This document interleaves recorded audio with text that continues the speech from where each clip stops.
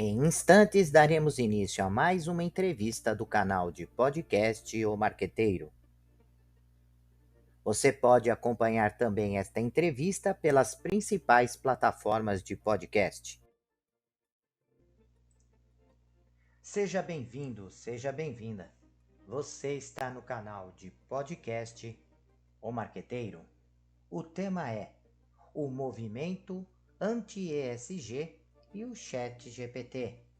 Para tratar desse tema, a nossa convidada é Sandra Pinho Pinheiro, que é conselheira de inovação, especialista em sustentabilidade e mentora de estratégias de negócios e ESG. Olá, ouvintes do canal de podcast O Marqueteiro. Hoje nós temos a brilhante presença da Sandra Pinho Pinheiro para falar de um assunto extremamente intrigante e importante, que é esse movimento anti-ESG. E ela vai relacionar esse tema com o Chat GPT. Aonde que entra? Aonde que encaixa isso, né, dentro desse tema? Olá, Sandra, obrigado pela sua presença. Eu que agradeço a oportunidade. É um prazer sempre, quando precisar, estou aqui. Ô, Sandra, nós começamos a ver há algum tempo um movimento de gestores, empresários, investidores cada vez mais preocupados com as condições do planeta e trabalhando no sentido de fortalecer o movimento ESG, porque nós estamos no limite planetário nas questões ambientais, nas questões sociais. E, de repente, nós começamos a ouvir um movimento contrário, liderado muitas vezes por grandes empresas, com grandes investimentos, procurando flexibilizar esse processo de descarbonização da economia. Como é que surge esse movimento? Ele está tendo realmente a adesão por parte dos empresários? É um movimento pequeno, apesar de ter grandes investimentos. Fala um pouquinho sobre esse movimento para os nossos ouvintes e o impacto que pode causar nesse processo que estava começando ainda, bebê, um pouco mais de preocupação com as questões ambientais. Ok. Eu acho bom, primeiro, começar a desmistificar alguns pontos sobre o próprio movimento ESG, que eu venho acompanhando, né, desde o começo. Fizemos um podcast sobre isso, né, onde eu já via a grande oportunidade de unir as agendas sociais com a agenda capitalista, e eu acredito nisso. Eu sou embaixadora do movimento Capitalismo Consciente, então eu sou uma capitalista de ideia, mas eu acredito que há sim oportunidade de unir, vamos dizer assim, que o que parece um paradoxo, mas não é. Trata-se de negócios conscientes. Né? Mas vamos lá. Quando eu faço palestras, ou quando eu gosto muito de desmistificar, tá, o que a mídia tem colocado, tal. Então, tem dois movimentos. Ou quem romantiza demais, então eu digo, não romantize o ISD. O ISD vem do movimento do setor de capitais, do mercado financeiro. Porque eles entenderam, depois do Triple Bottom Line, lá de trás, né, de 2015, quando a gente também teve a oportunidade de interagir, o que acontece? As grandes crises e riscos relacionados às empresas, tanto do social, então pensem em morte de cliente num supermercado, Brumadinho, né, um grande acidente de uma empresa, acidente ambiental. Né? Quando se trata de ética, vamos colocar aí, de governança, vamos colocar aí Americanas, mais recente. Né? Tudo isso leva a prejuízo, é um risco financeiro para quem tem ações nessa empresa, para quem investe. Então, o mercado de capitais está preocupado. Né? Então, vou deixar bem claro, bem posto. Né?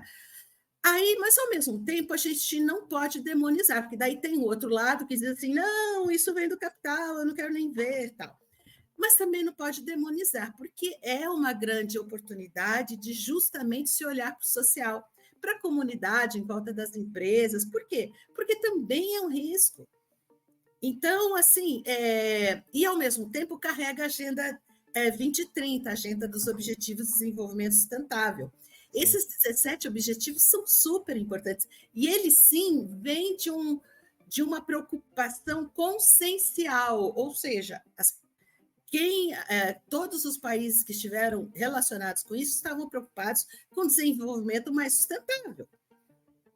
Né? Então, tem uma base mais ampla de atuação e responsabilidade, mas, de qualquer forma, as práticas ESG estão todas elas dentro dos ODS. Então, isso quer dizer que quem não gostar do movimento ESG, não se preocupe, atenda os ODS. Vai lá e lê cada objetivo, cada meta e diz, olha, a minha atividade impacta nesta meta. Seja ela de contaminação, de poluição, seja de causar morte ou materiais tóxicos, enfim, tem uma gama de perigos para as pessoas e para o meio ambiente, que são atividades que estão relacionadas. Então, se você se propõe a colaborar com os ODS, está tudo bem. Então, não precisaríamos nem estar discutindo o ESG. Mas o ESG pegou moda porque, assim, é para todo mundo. Por mais que pareça e tenha vindo das pessoas voltadas que estão na Bolsa, não é só assim. Eu, na minha empresa, tinha empresa de pequeno porte, de consultoria, e eu comecei a receber dos clientes que eu estava fazendo proposta de negócio, então, que eu queria ser contratada, eles começaram a pedir para dar upload em vários documentos. Eu fiquei intrigada e comecei a ver. Política de LGPD, política de ética. Eu tinha ética na minha empresa, mas não tinha nada escrito, formalizado. Então, o que eu comecei a ficar preocupada? De eu estar perdendo o negócio. E eu estou falando de 2020. Hoje, tem muito mais empresas puxando a sua cadeia de valor, ou seja, seus fornecedores, e tendo que avaliar os relatórios empresariais, que são uma forte ferramenta para trazer essas coisas à tona. Eles têm, um dos tópicos é você avaliar os seus fornecedores com base nesses critérios. Então, veja, por mais que você não queira, que você odeie ESG, se chegar um cliente ter uma multinacional que você esteja disputando o negócio, você pode perder porque você não está adequado. Então, vamos lá, a gente está falando de boas práticas, então, assim, me dá um certo espanto, né, de ter um movimento contra boas práticas, né? Mas vamos lá.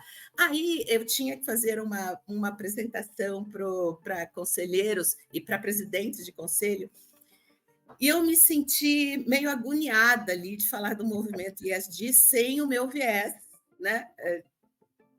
De não entender o movimento. Aí eu fiz uma pergunta para o ChatGPT.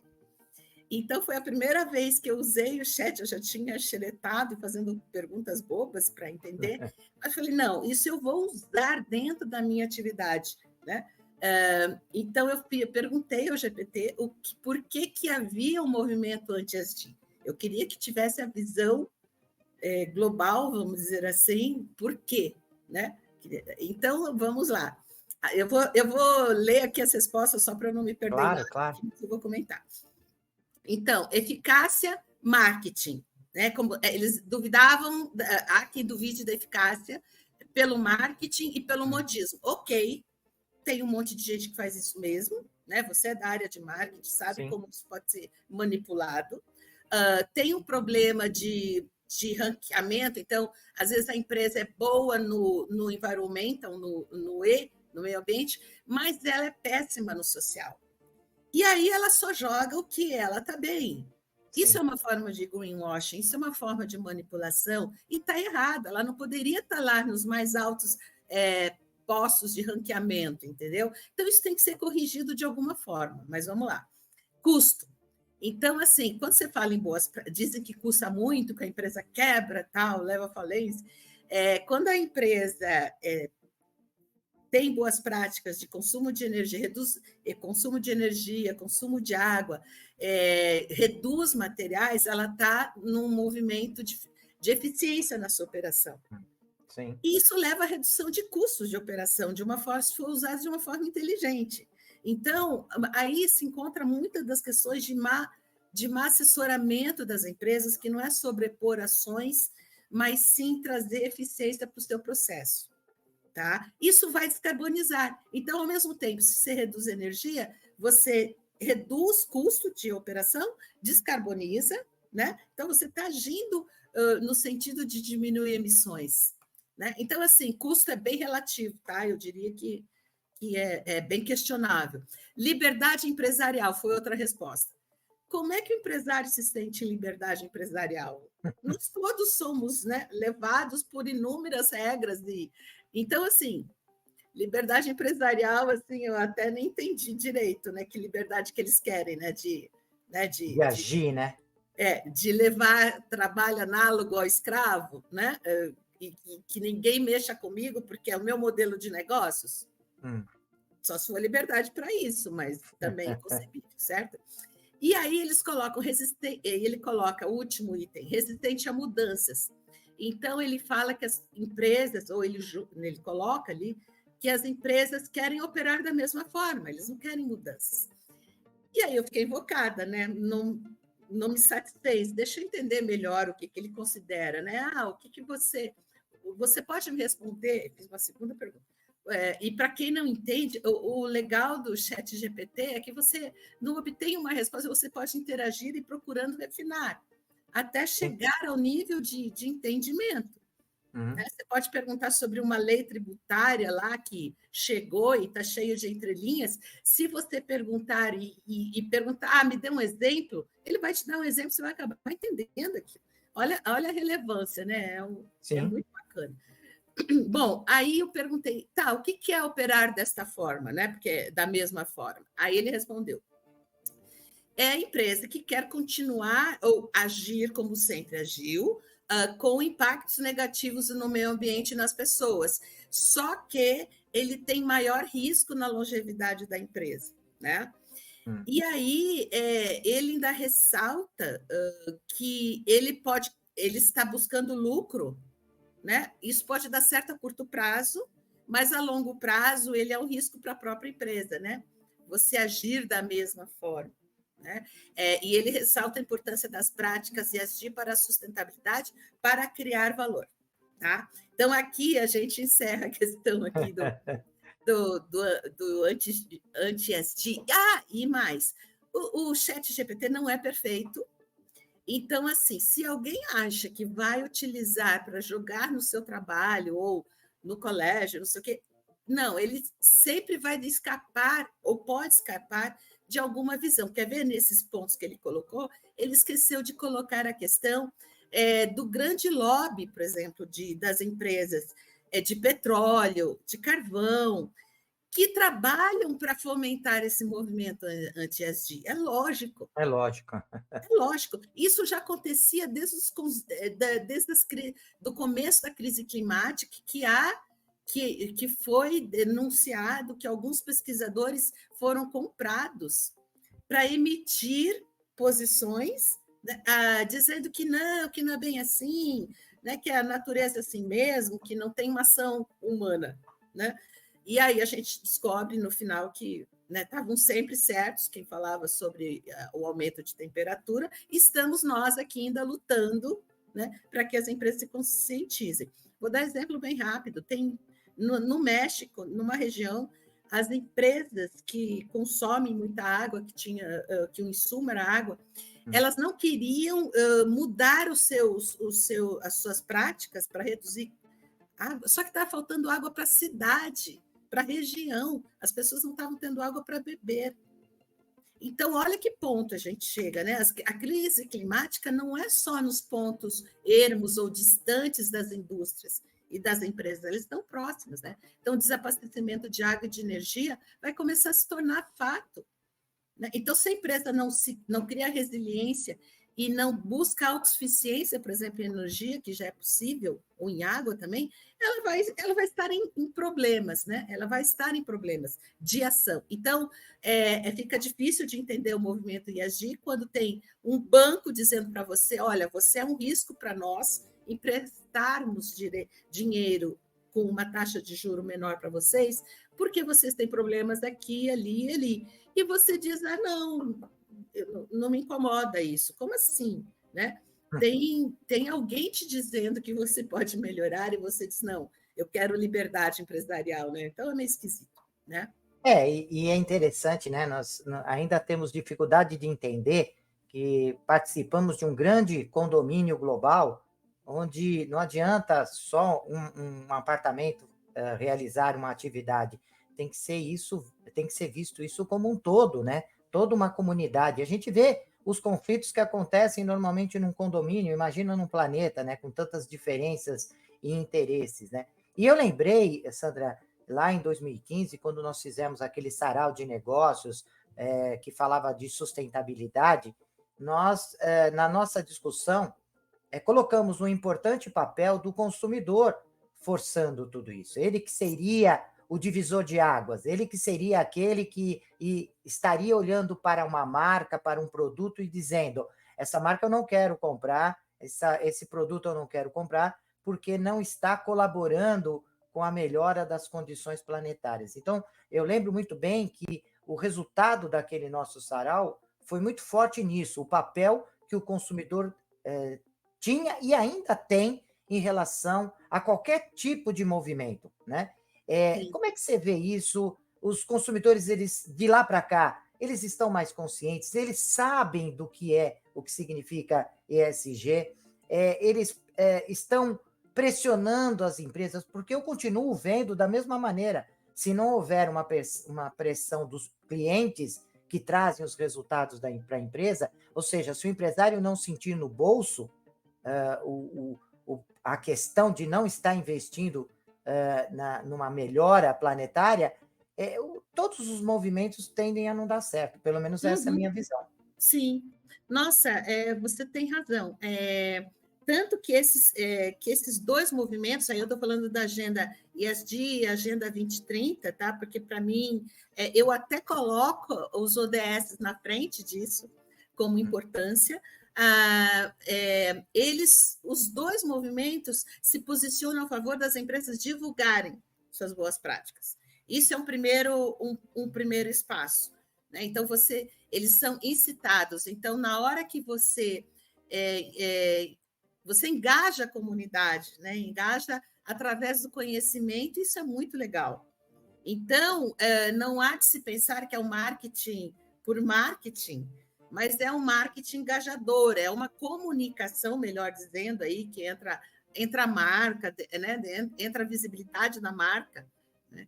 Então, a gente vai ver assim, olha, ontem, numa reunião, direto levantaram Reserva, Patagônia, que são empresas que estão firmes, que estão trabalhando conscientemente, que no DNA está as boas práticas, que não fazem greenwashing. Você lembra das marcas? Olha que relevante que é isso, né, num processo de competição. Tá? E aí vamos falar do consumidor, né? O consumidor tem dois momentos também, que tem a criançada, essa nova geração, ela está recebendo informações sobre a Agenda 2030, ela não entende o movimento ESG ainda, não é posto para ela, mas a Agenda 2030, sim. Os ODS começam a ser discutidos na escola. E eles já começam se posicionando, tem casos e casos de netos, de filhos. Eu escutei um casal, uma família discutindo a crise climática na mesa do lado do almoço. Né? Então, os jovens estão se posicionando. Tá, que raio de mundo vocês estão deixando para a gente? Criticando os pais que não fizeram nada. Eu achei incrível, né? Eu queria ter gravado isso, porque eu nunca vi perto de mim, eu sabia que tinha. Minha neta não gosta de comer frango e porquinho, porque ela lembra do porquinho vivo. Então, tem um nível de consciência aí que está melhorando a coisa e que remete esses jovens a buscar empresas sim, que estão comprometidos.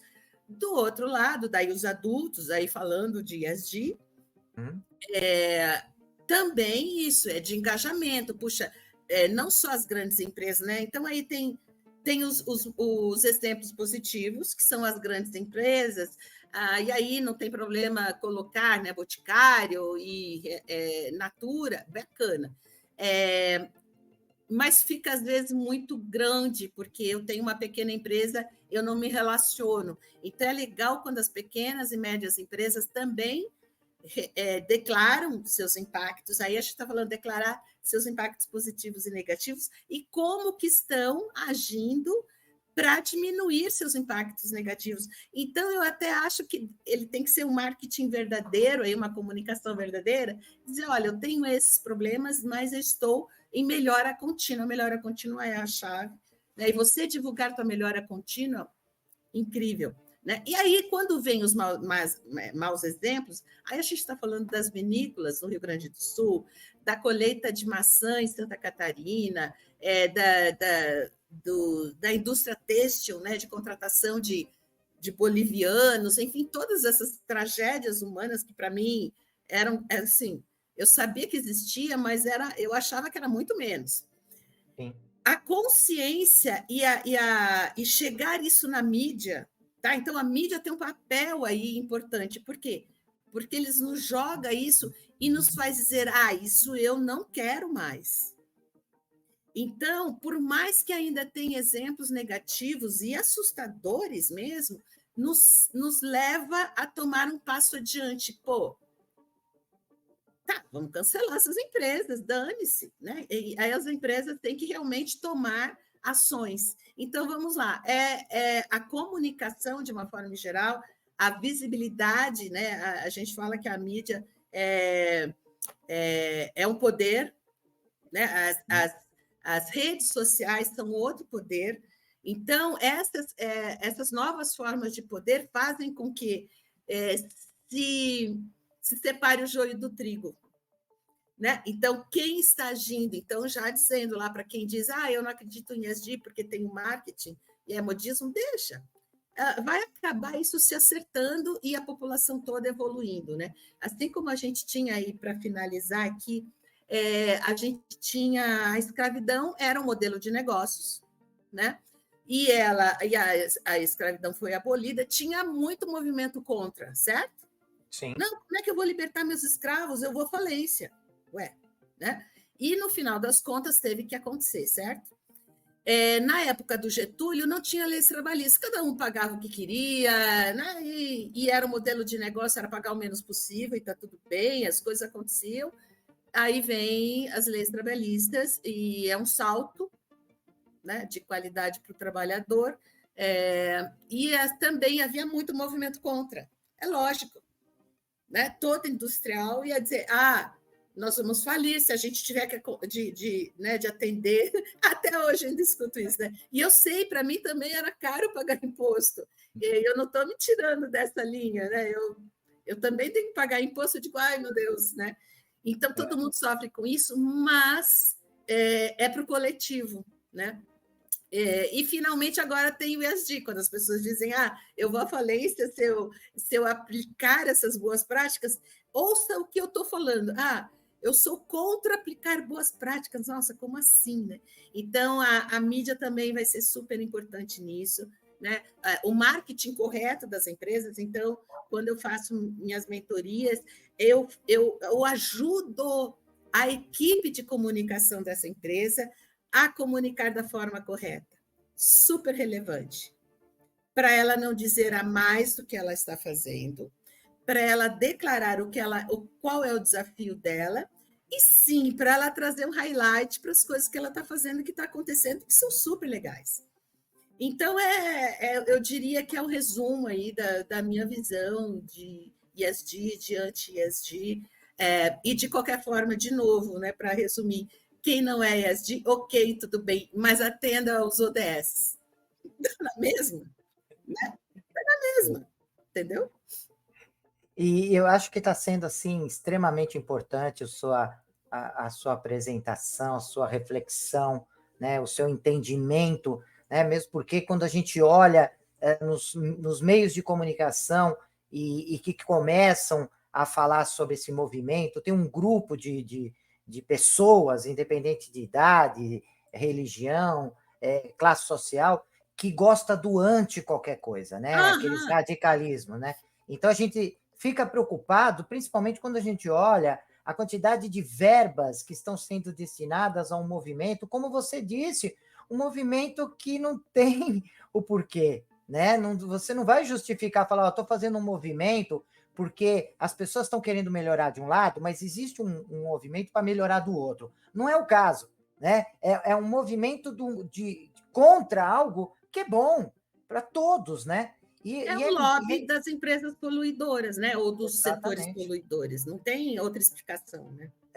E eu lembro que na década de 70, comecinho da década de 70, lembro por conta de ler, não eu era ainda criança nessa época, mas eu lembro que, né, houve uma reunião na AMA, American Marketing Association, e se discutiu naquela oportunidade que se as empresas não tomassem uma decisão imediata, estaríamos num processo irreversível, porque numa classificação de estágio de destruição planetária, de possibilidade de voltar a recuperar o planeta, já estava com sinal amarelo. Né? Sim, foi Isso lá nessa na época. década de 70. E nós já passamos 70, 80, 90, enfim, nós estamos em 2023, e eu acho que ainda, isso é uma opinião minha, Sandra, que nós estamos ainda muito atrasado, engatinhando. Quer dizer, esse tipo de movimento teria que ter ficado ali, né, de anti qualquer coisa, anti-ecologia, teria que ter ficado ali parado na década de 80 e 90, no máximo. Com certeza. Né? Perdemos E um nós tempo parece que, importantíssimo. quando se consegue dar um pequeno avanço, de falar, poxa, vamos conseguir avançar um pouquinho, aí vem essa água fria, né, essa ducha de água fria, para poder segurar o movimento. E vamos com isso. Eu entendo o que você disse, falou, Zenoni, tudo bem, é um movimento que não vai parar, né? Mas retarda, né? A gente teria que Sim, estar sim. muito mais acelerado nesse processo do que nós estamos. É. Você vê dessa forma, Sandra? Sim, e principalmente há uma polaridade, né, de visão que até política, o que é muito ridículo, né? Porque houve uma reportagem que saiu no jornal aqui, e da pessoa colocando como princípios marxistas. Gente, é o mercado de capitais que está dizendo que negócio consciente tem mais recursos, porque tem fundos querendo fazer investimento responsável. Eu estou no ambiente de negócios. O cara escreve, ele é biólogo, sei lá o quê. Então, ele não tem nem por que está falando, né? Então, ele coloca uma manchete dizendo que é a falência do movimento ESG, porque o banco do Silicon Valley faliu porque ele tinha diversidade no conselho. Eu falei, gente, né? Então a culpa agora é de negro, de mulher, é de não sei o quê. E quando tá. Então tá, quais os outros bancos americanos, né? Quais os chefes? 3 brancos, homens, né? Bem.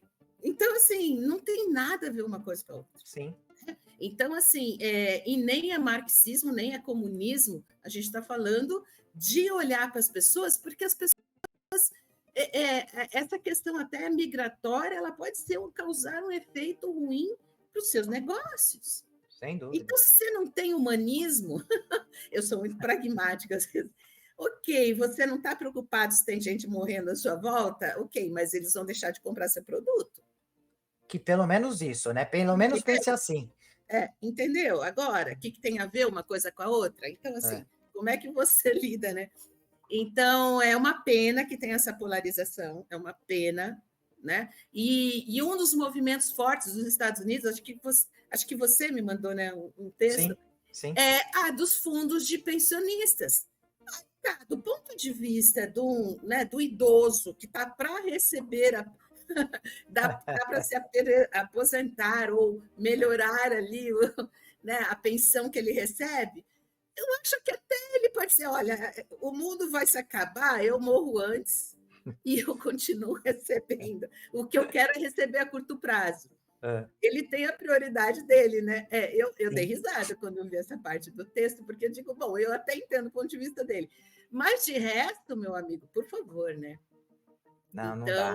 E tem um monte de fundos que entende que é capital de risco investir numa empresa que não está atenta a esses 3 pilares, ambiental, social e governança. Né? Então, a questão da Americanas, só fechando de novo, a questão da Americanas, entendo que é uma letrinha só, uma palavrinha só, aliás, ética. Sim. Você pode atender, e isso é importante a gente falar aqui, a gente pode atender todos os parâmetros do relatório empresarial GRI, que é o mais aplicado no Brasil, você pode atender todas as boas práticas ESG, você tem conselho diverso, você tem tudo, você tem auditoria interna, auditoria externa, mas não tem ética. E aí, o que adianta? Nada, Sim, zero. sem Né? dúvida. Então, eu resumindo aqui tudo, se você não tem consciência, que é o que o capitalismo consciente também prega, a consciência Sim. vem antes É. de tudo isso que a gente está falando. Né? Se você não tem ética, e ética é consciência, né? Não adianta nada. Não Seguir adianta nada. as práticas, fazer relatório, né? Colocar na mídia bonitinho, eu só plantei tantas árvores, né? Enfim. Pois é, eu estava olhando aqui, Sandra, por incrível que pareça, o nosso tempo está chegando ao fim, né? Eu acho que esse tema é tão importante e você trabalha isso de uma forma tão brilhante, né? Obrigada. Tão cativante e consciente, né? Eu acho que é importante esse vídeo, essa entrevista e multiplicarmos muito, porque as pessoas não podem entrar nessa onda, ainda mais numa época de tanto fake news, a gente cair, e de pessoas que leem na superficialidade as coisas, né?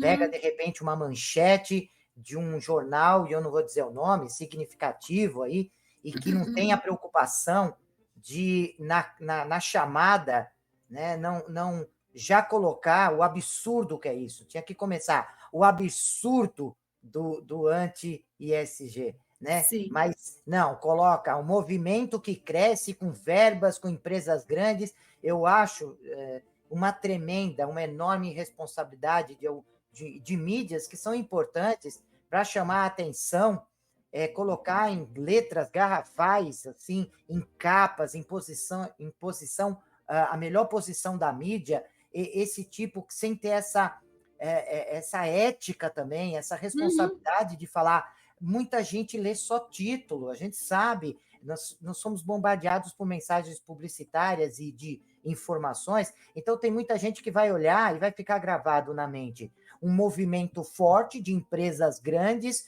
de empresas americanas, Uhum. contra algo que é bom, né? Uhum. É. Então, eu acho que esse trabalho que você está trazendo aqui para a gente, esse estudo, né, que eu já admiro há um bom tempo, porque desde aquela época que nós fizemos o Sarau de Negócios, eu acompanho o seu trabalho, eu acho que é de extrema importância.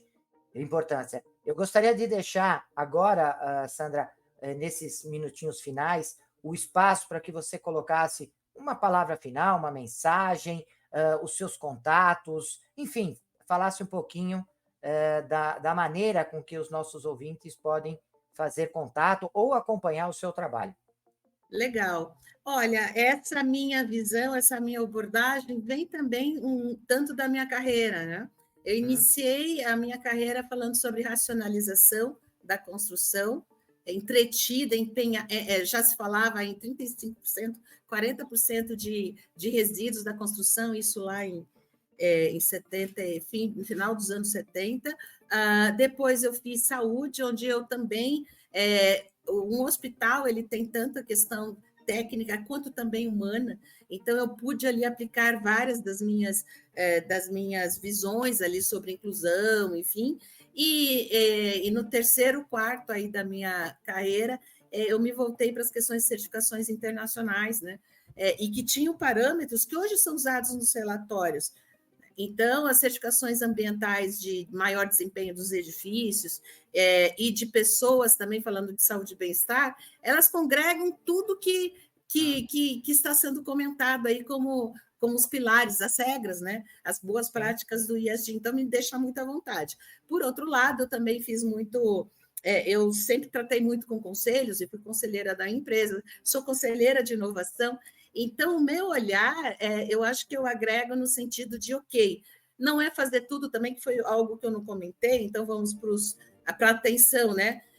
Não é simplesmente sair fazendo tudo que dizem que é para fazer do IAG.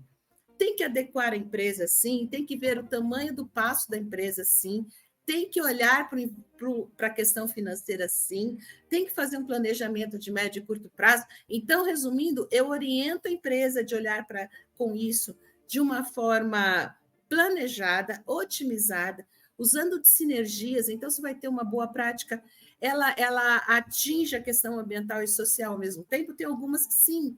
Então, você consegue tirar valor de uma ação, né, de um programa que você instala na tua empresa que melhora para o colaborador, melhora para o meio ambiente, enfim. Então, essa visão. Eu tenho uma visão pragmática, porque eu fui empresária também. Eu sei como dói, entendeu? Então, não estou dizendo aqui que é fácil, né? É fácil para toda. É difícil para a equipe toda se adequar, porque a gente também está falando de mudança interna de processo, de monitorar e de coletar dados. Ninguém fala hoje sobre, ninguém tinha até hoje, que, claro, tem empresas que atendem várias ISOs, né? Mas, de uma forma em geral, as empresas não estão acostumadas a monitorar seus impactos. Então, já é uma grande mudança. E aí, o meu LinkedIn, para quem quiser acompanhar, é Sandra Pinheiro mesmo, vai lá achar meu, para facilitar. Meu nome inteiro, né? Porque só Sandra Pinheiro não, Sandra Pinho também não, mas Sandra Pinheiro vai me localizar ali. Né? E vai ser um prazer ali trocar ideia, mas a minha motivação aqui é de advocacy, sabe, Luiz? Porque a gente tem que justamente desmistificar, né? Para fazer com que mais empresas se engajem. Então, essa é a minha motivação. E agradeço. Imagina, eu que agradeço. E também, se tiverem dificuldades, quiserem mandar alguma informação, alguma mensagem, fazer alguma pergunta, aqui no canto do nosso vídeo tem um QR Code que é justamente de uma central de atendimento, de relacionamento do canal de podcast. Vocês podem encaminhar perguntas, opiniões, sugestões, enfim, e aquelas que forem direcionadas à Sandra, eu vou encaminhar, sem dúvida alguma, com o maior prazer. Sandra, é um prazer de voltar a falar com você. Prazer Né? É uma delícia falar com pessoas que têm nos olhos, né, o desejo de melhorar. Né? É muito gostoso, né? Pessoas apaixonadas por uma ideia, por aquilo que faz. A gente percebe isso em você. Então, eu queria te agradecer demais por você disponibilizar esse tempo para falar com os nossos ouvintes. E não só agora, né? Sempre quando você é chamada, atende, né? E eu fico muito feliz de ter esse contato contigo. Então, quero te agradecer muito, tá bom? Eu que agradeço também a oportunidade. É sempre bom também trocar com você. Então, prezados ouvintes do canal de podcast, até a nossa próxima entrevista. Até lá. O podcast O Marqueteiro é um canal de entrevistas e reflexões sobre conceitos, estratégias e práticas do marketing moderno. De forma descontraída e objetiva, o canal traz conceitos do marketing moderno através de especialistas conceituados que trazem as visões práticas e teóricas. O canal foi criado para auxiliar gestores, pesquisadores e estudantes no aprendizado de estratégias e técnicas de marketing aplicadas ao mercado competitivo. Deixe seus comentários, sugestões e opiniões e aproveite e se inscreva no canal.